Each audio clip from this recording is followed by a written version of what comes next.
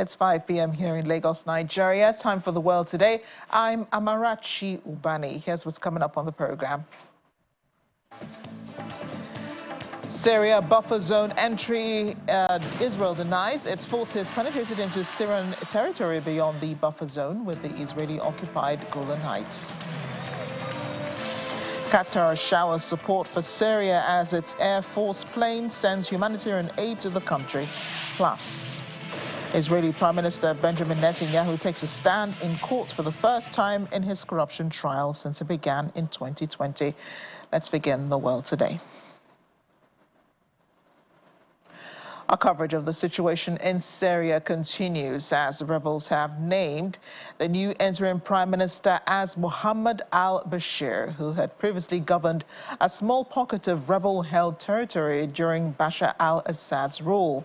In a televised address, al-Bashir announced that he is to stay on as leader of the transition government until March 1st.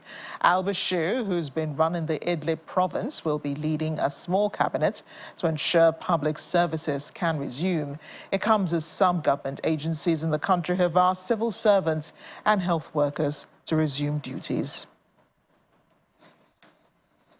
In the meantime, Arab countries have issued official statements rejecting Israel's reported seizure of the demilitarized buffer zone with Syria in the occupied Golan Heights. It comes as Israeli deployments along the ceasefire line between Israel and Israeli-occupied Golan Heights were seen moving into the UN-monitored buffer zone today after the collapse of the Assad government over the weekend. An Israeli military spokesperson has denied that Israeli forces had penetrated into Syrian territory beyond the buffer zone after Syrian sources said the incursion had reached up to 25 kilometers from the capital, Damascus. Foreign ministries in Egypt, Qatar and Saudi Arabia have said a move into this demilitarized buffer zone is a violation of Syria's sovereignty, international law and the disengagement agreement signed in 1974, which Israel says has collapsed. The IDF strongly denies it is advancing towards the Syrian capital, describing this news as fake. Sounding some caution after the rebels toppled the Assad government in Syria, U.S. Secretary of State Antony Blinken has warned that the Islamic State will try to use this period to re-establish its capabilities in Syria, but says the United States is determined not to let that happen. Mr. Blinken said Syrians have to choose their future, adding the statements by rebel leaders towards building inclusive governance are welcome, but that the real measure will be in the action taken, not just what they say.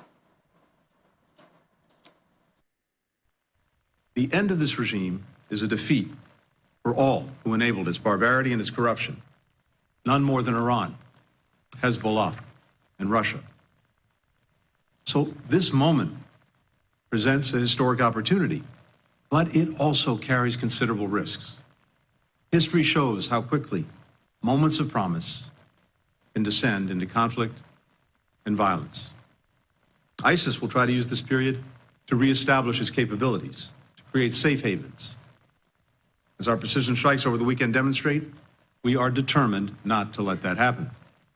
It's imperative that all actors involved protect civilians, respect human rights, especially of vulnerable minorities, preserve the state's institutions and services to help meet the needs of the Syrian people, and to build toward inclusive governance. Statements by rebel leaders to these ends are very welcome. But of course, the real measure of their commitment is not just what they say, but what they do. The Syrian people have to be the ones to choose their path, their future. Senior officials from this department are fanning out through the region as we speak, working with counterparts on how the United States can help support the Syrian people as they decide their own path for the future.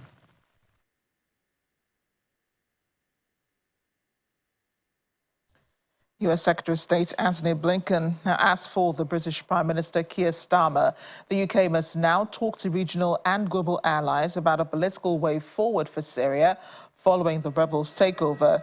He says the situation in Syria is volatile following the overthrow of Assad over the weekend. Mr. Starmer was making the comment in Saudi Arabia, where he's seeking stronger economic and defense ties with Saudi Arabia and with the United Arab Emirates.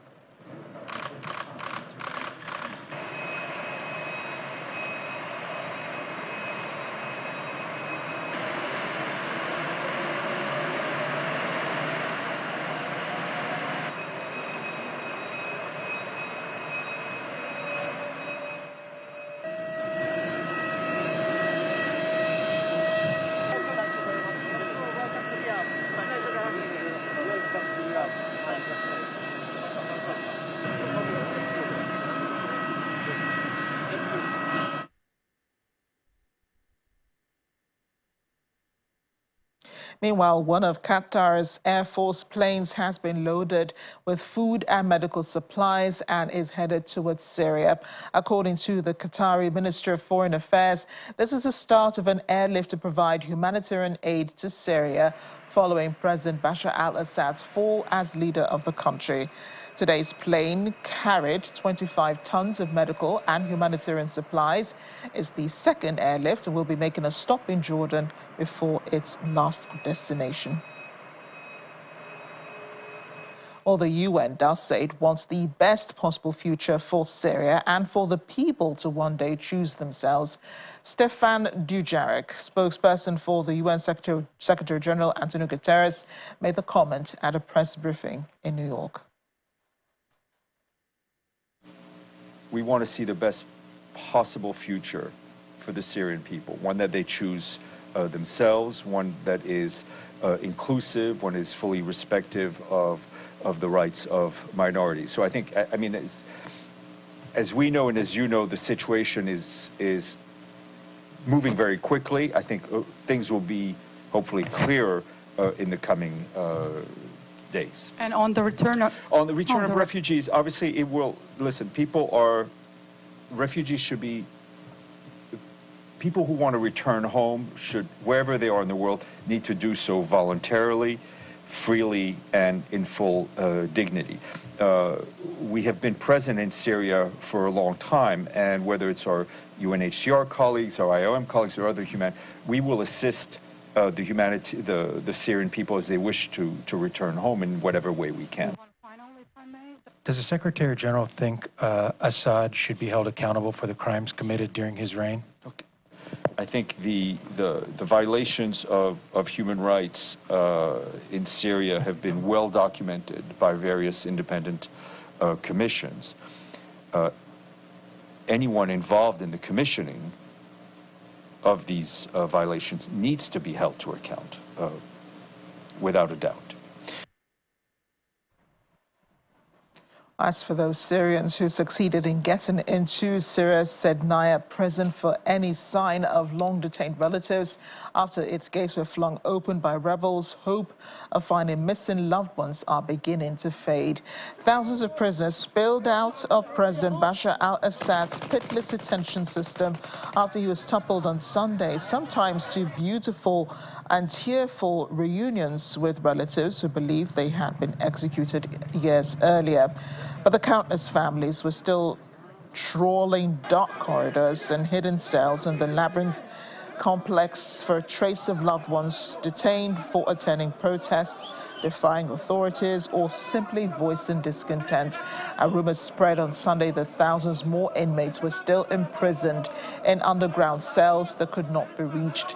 The White Helmets Rescue Organization, which for years has dug through fallen buildings after airstrikes, deployed a team to help with the search.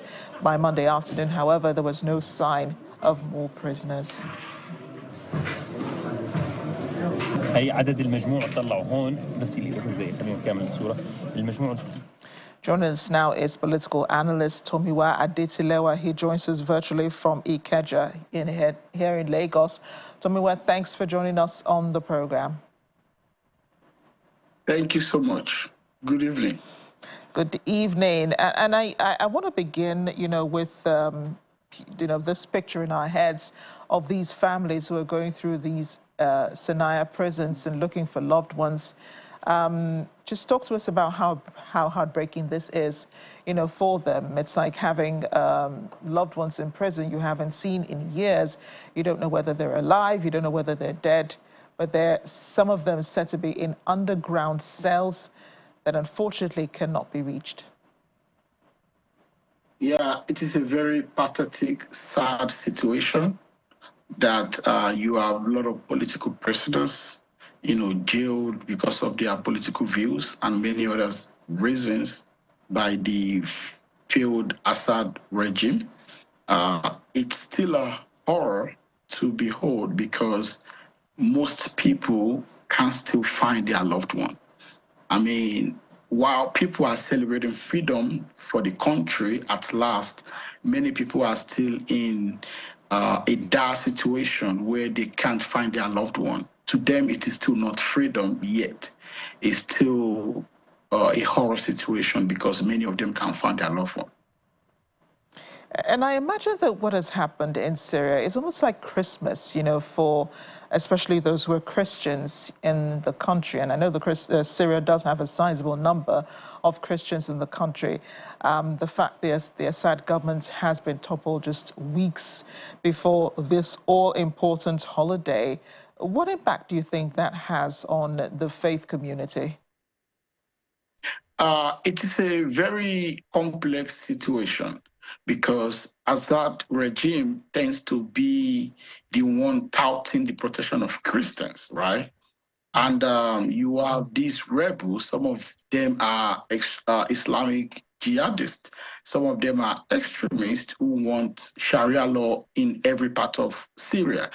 So it's a kind of a mixed feeling that you are being protected by a rogue dictator, and at the same time, your country is gaining freedom and you don't know what comes next because you are not sure the side of which the side of freedom that the next regime is going to take. So it's kind of like a mixed feeling that we are not sure what is next in Syria.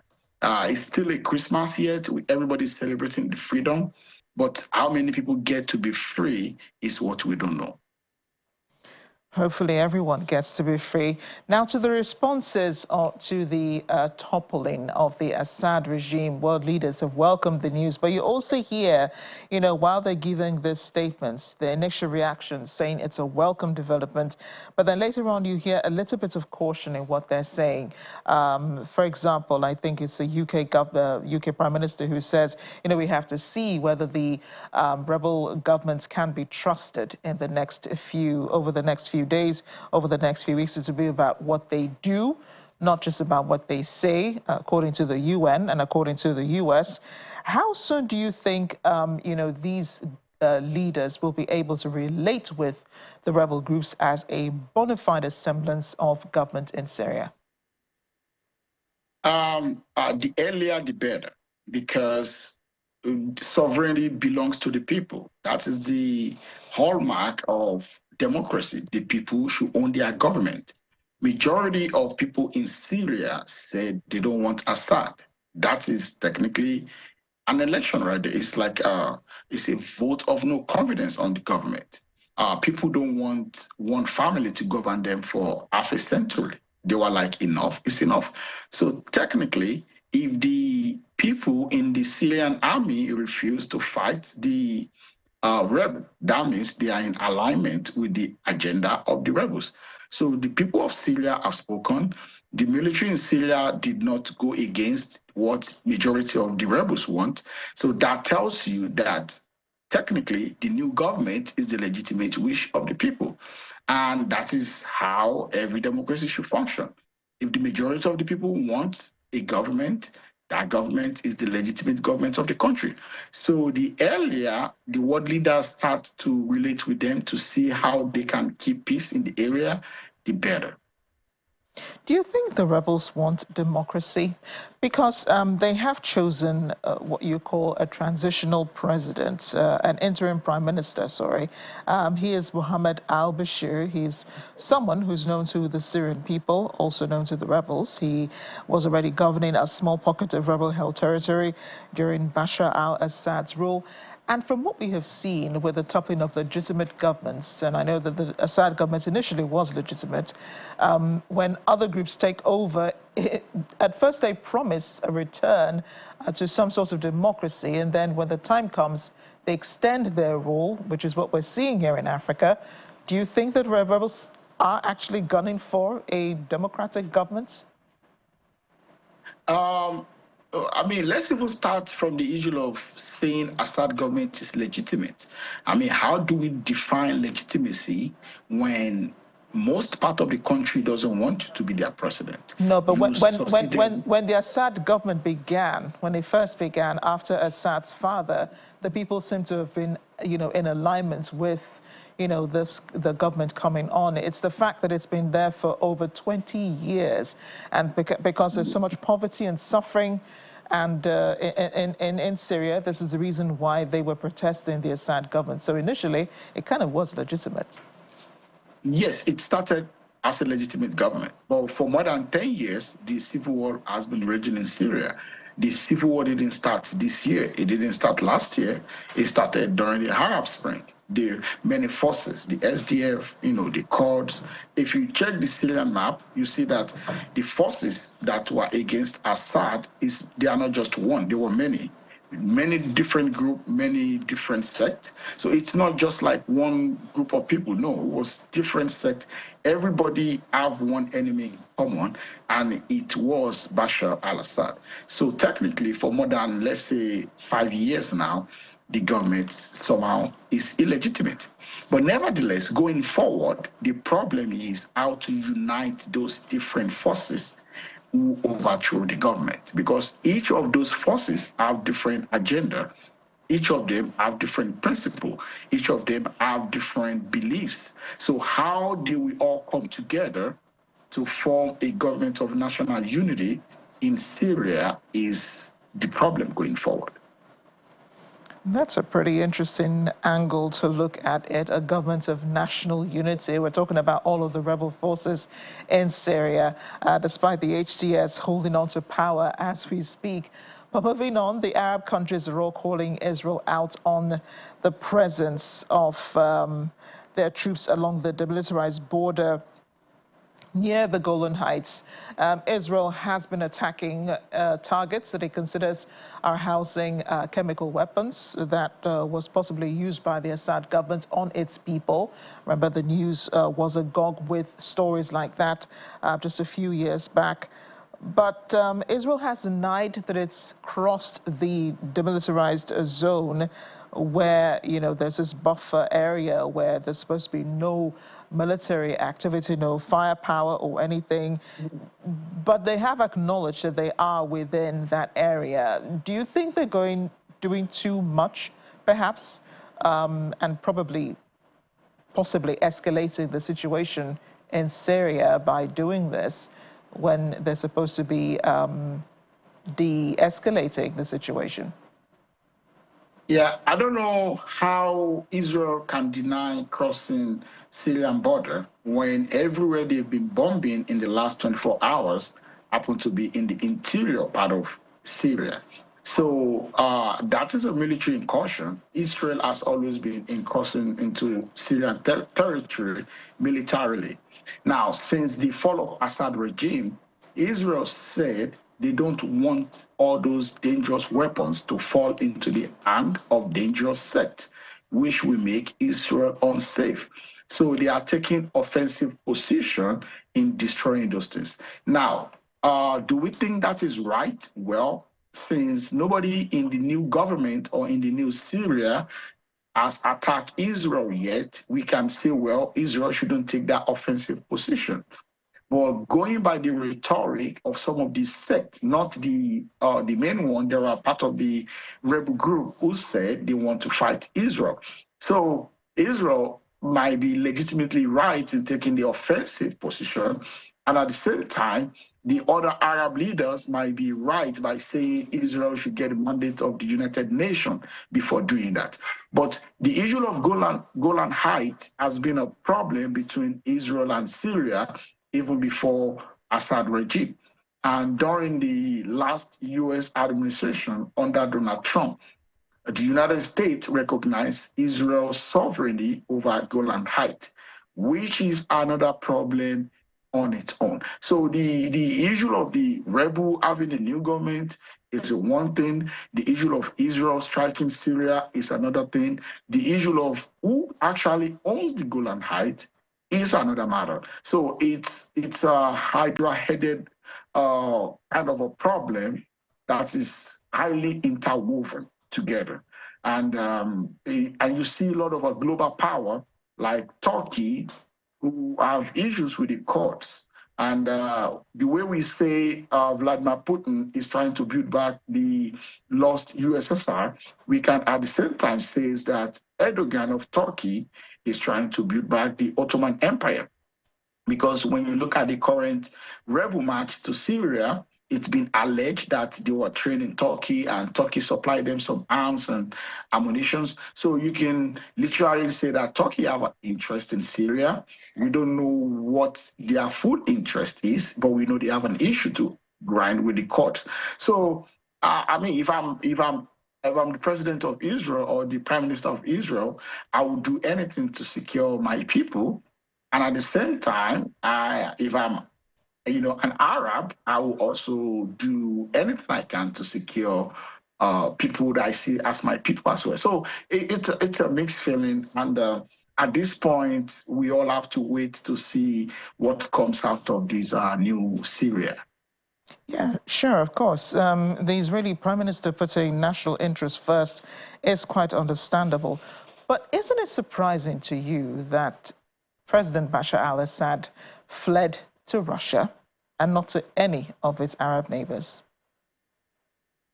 I mean, Assad was never a friend with most of the Arab neighbors, except Iran. So if you remember, Syria and Saudi Arabia, I think they don't have diplomatic relations for a while. Likewise, some other states in the Gulf. And Assad, some years back, accused some of the Arab countries sponsoring the people he called terrorists against his government. So he had some bad relationship with some of his fellow Arabs. And looking at it from geopolitical angle, if you are Assad, the only place you can fled to is actually Moscow, because that is the only country that can literally protect him without being pressurized to release him to The Hague. So let's say, for instance, he goes to Qatar or UAE. It's easy for the Western power to arm twist those little countries to give him up for trial in crime against humanity, right? But it's going to be difficult to arm twist Russia to give him up for such. So I think that it's a calculated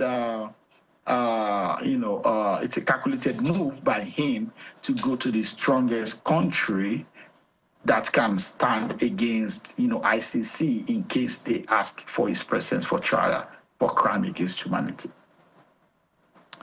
Well, we'll be looking forward to when that happens, if it does happen, in Syria, and of course looking at developments in the coming days. Thank you so much, Tomiwa, for speaking with us on The World Today. Thank you so much.